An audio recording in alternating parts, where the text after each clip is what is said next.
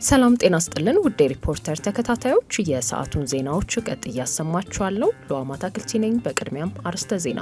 በትግራይ ህገወጥ የወርቅ ንግድና የሰዎች ዝውውር የሚፈጽሙ ኃይሎች ከፌዴራል አመራሮችና መከላከያ ጋር ነው ወንጀሉን የሚፈጽሙት ሲሉ አቶ ጌታቸው ረዳ ተናግረዋል። የጤና ባለሙያዎች ጥያቄ ተገቢ ምላሽ እንዲሰጠው የጎጎት ለጉራጌ አንድነትና ፍትህ ፓርቲ ጠይቋል። አብራችሁን ቆዩ።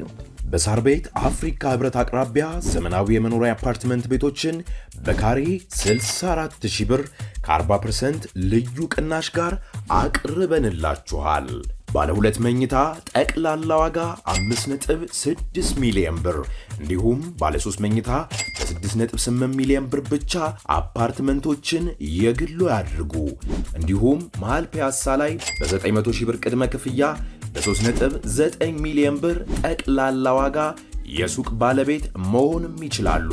ለበለጠ መረጃ ከታች ባለው ስልክ አሁኑኑ ይደውሉ። ቴምር ሪል ስቴት።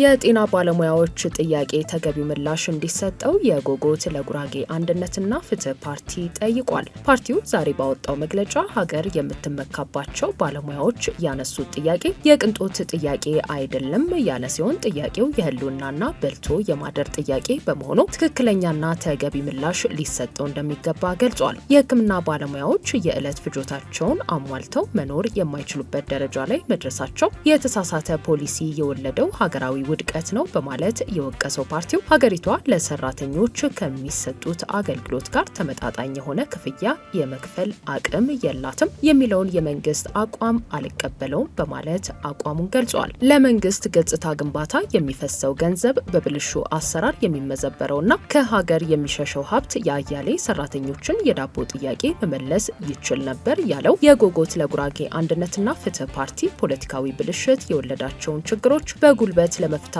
የሚፈሰው ሀገራዊ ሀብት የዜጎችን የዳቦ ጥያቄ ለመመለስ መዋል ቢችል ኖሮ የበርካታ ሰራተኞች በልተን እንደር ጥያቄ መመለስ ይችል ነበር ሲልም ነው የገለጸው። መንግስት በዜጎች የሚነሱ ሰላማዊና ተገቢነት ያላቸው ጥያቄዎችን ሁሉ በኃይል ለመቀልበስ የሚሄድበት መንገድ ተገቢነት እንደሌለው ጠቅሶ በተለይም የሕክምና ባለሙያዎች ባነሱት ፍትሃዊ ጥያቄ ሳቢያ ምንም አይነት ወከባ፣ ማስፈራራትና እስር ሊፈጸምባቸው እንደማይገባ ጠቁመዋል። ጥያቄው ዛሬ በጤና ባለሙያዎች በኩል ቢነሳም መሰረቱ ግን የመላው ኢትዮጵያውያን ሰራተኞች ጥያቄ መሆኑ ታውቆ መንግስት ለጥያቄዎቹ ተገቢውን ክብርና እውቅና በመስጠት ተገቢ ምላሽ እንዲሰጥም አሳስቧል።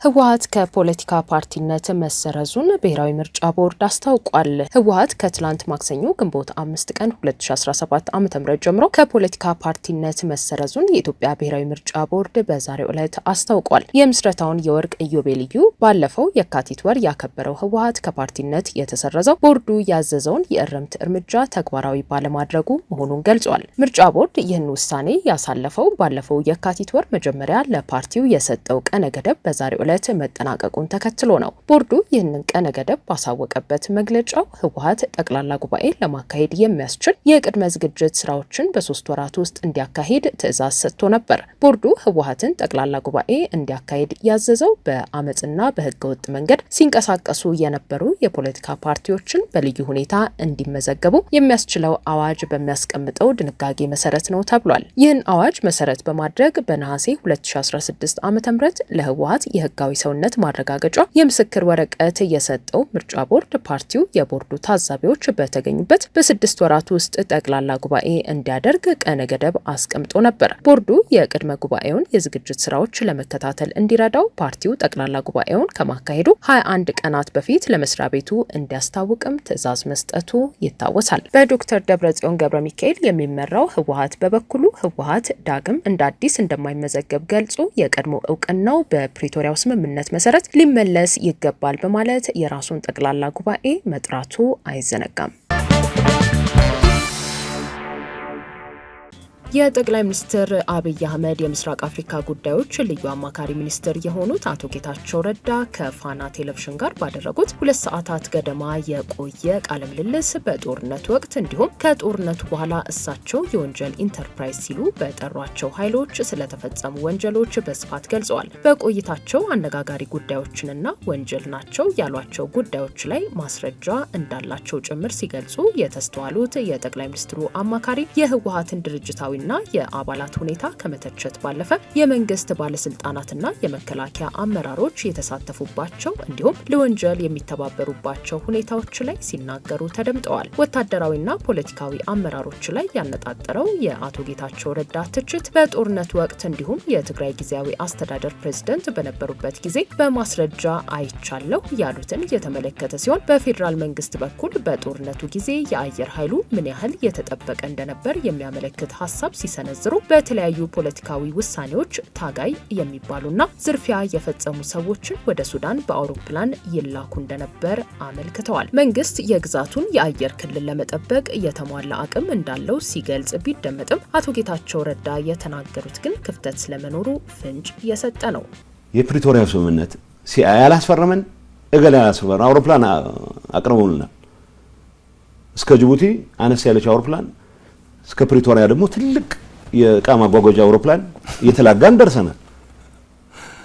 ሲአይኤ በዛ ደረጃ በጣም የሚጨነቅልን ቢሆን ኮምፎርታብል በሆነ መንገድም ይወስደን ነበር። የቀድሞ የትግራይ ክልል ጊዜያዊ አስተዳደር ፕሬዝዳንት አክለውም በፖለቲካው ስም የሚነግዱ የወንጀል ስብስብ ሲሉ የጠሯቸው ቡድኖች በህገወጥ የወርቅ ቁፋሮና ንግድ ስራቸው ላይ እንዲሁም በህገወጥ የሰዎች ዝውውር ላይ ከፌዴራል መንግስት ባለስልጣናትና ከመከላከያ አመራሮች ጋር የሰሩበትን አጋጣሚ በማሳያነት በማንሳት የመንግስት ባለስልጣናትና የመከላከያ ሰራዊት አባላትም የነበራቸውን ድርሻ አብራርተዋል። ግንኙነት ስትፈጥር ምንድነው መሰረት ያደረከው ነው። ቅድም ሰዎች የሚያሻግሩ ያልኩ ሰዎች ሰው ዝውውር ላይ የሚሳተፉት መከላከያ ደቡብ ትግራይን ይዞ በነበረበት ሰዓት ከሚያውቋቸው የመከላከያ ሰዎች ጋር ሰው በማዘዋወር እንትን ተግባብተው ይሰሩ ነበር። ሰው ዓላማ ልዩነት ይጠፋል። ሲፎክሩ ግን እነዚህ ሰው ዝውውር ውስጥ ያሉ ሰዎች ለትግራይ ህልውና ሲባል መስዋዕትነት እንከፍላለን። ውሸት ነው። እኔ በማቀው በሚገባ ባረጋገጥኩት ሰነድም ጭምር የወርቅ ማሽኖችን ሲያስገቡ ነው። ወርቅ የፖለቲካ አመራሩም ወርቅ እነዚህ ምልህ ሰዎች የፌደራል ሰዎች ጋር ይነጋገራሉ። ልንገርህ እዚህ ኃጢአቱ ብዙ ነው። የፌደራል ሰዎች ጋር ማሽን ሲያዝባቸው እናንተን የመሰለ ሰው እኮ የለም እያሉ የተለማመጡ ማሽን ሊያስለቅቁ ይሞክራሉ። ይህ ዝርዝር መረጃ ነው ያለኝ። ይህንን የኔ ምክትል ያቀን የጸጥታ ተነጋግረን እርምጃ እንውሰድ፣ ለፍትህ ይቅረው የተደረገ ጥናት ነው ምነግርህ። በተደረገው ጥናት እገሌ ይሄን ያክል 300 ሚሊዮን ወስዷል፣ በቁጥጥር ስር ይዋል። ይሄ እገሌ ይሄን ያክል ማሽነሪ ወስዷል፣ በቁጥጥር ስር ይዋል የተባለው እርምጃ እንውሰድ ካልን 2 ዓመት ሆነ። የመውሰድ ፍላጎት አንዳንዴ ፖለቲካሊ የምታያቸው ነገሮች አሉ። ትልልቅ ትግል ውስጥ ትልቅ አስተዋጽኦ ያላቸው ሰዎች ስም ሌሎችንም ይዞ እንዳይጠፋ በሚል ያለው ቅድም ያልኩ የውሸት አንድነት ለማስቀጠል ባደረግነው ጥረት መጨረሻ ላይ ግን የውሸት አንድነት ማስቀጠል አይደለም የመረረኝ ሰዓት እርምጃ መውሰድ አለበት ባልኩበት ሰዓትም እርምጃ እንዲወሰድ ዶክመንት አቅርቤም ሳይቀር ተግባራዊ አልተደረገም። እርስ በርስ የመደጋገፍ ፖለቲካል አሁን ያለው እኔን ክድሃል የሚለኝ አመራር ወንጀለኞቹን ዋናዎቹ የራሱ ሰዎች አድርጎ ነው የሚቆጥረው። ቢኮዝ የወንጀል ኔትወርክ ነው። የወርቅ ንግድ ውስጥ የሚሳተፈው ጀነራል ዋና የሚተማመንበት መሰረት በግልጽ እኮ ባለፈው ሲናገር ሰምታችሁታል። አይ አሁን የራሳችን ሰው ስለመጣ ጌታቸውን እንዳደናቀፍ ነው ማደናቀፍ የለብንም ይላል። ምክንያቱም ጌታቸውን ያደናቀፍ እንደነበረ ጌታቸውን የሚያደናቀፍበት ምክንያት የስርቆት ኔትወርኩ አካል ስላልሆንኩ ነው። ሌላ ነገር የለም። ኃይል ሆስቴጅ የሆነበት ሁኔታ ነው ያለው። ሰው ፖለቲካ አመራር ውስጥ ሁሉም አይደለም፣ ጥቂት ሰዎች ናቸው ይሄን ወንጀል ኔትወርክ እስከ መጨረሻው ማስቀጠል ይፈልጉት። በቃ ሀገሩ ነፃ ወጥቷል ተብሎ የወርቅ ማሽን ያስገቡ ነው እንዳልኩ ነው። እኔ እንኳን በማውቀው ልክ ማሽኖች ኳስ ይያሉ ስልክ ሲደዋወሉ በነበረኝ መረጃ መሰረት የገሌ ማሽን እነዚህ ሰዎች እኮ ናቸው። እነዚህ ሲፎክሩ የምትሰማቸው ሰዎች ማሽን ሲያስገቡ የፌደራል ኦፊሻል ደውለው የሆነ ዕቃ እንደዚህ ገብቶ አስለቅቁልኝ ሲሉ ደግሞ አያፍሩም። ደግሞ በቀጥታ ስልካቸው ነው የሚደውሉት። ስለዚህ ይሄ የምልህ እኔ ጦርነት ሰለባ እንዳይሆን ተጨማሪ የትግራይ ህዝብ የትግራይ ወጣት ይሄን የወንጀል ኢንተርፕራይዝ ማፍረስ ላይ መረባረብ መቻል አለበት። ጥቂት አባላት ነው ያሉት። አቶ ጌታቸው ረዳ ከጊዜያዊ አስተዳደር ፕሬዝዳንት ኃላፊነት ከተነሱ በኋላ በትግራይ ክልል ፖለቲካ የሚኖራቸው ተሳትፎ አነጋጋሪ የነበረ ቢሆንም በእሳቸው የሚመራው ራሱን የህወሓት ማዕከላዊ ኮሚቴ ነኝ የሚለው አዲስ የፖለቲካ ኃይሎች ስብስብ እያደራጀ መሆኑን መግለጹ ይታወሳል።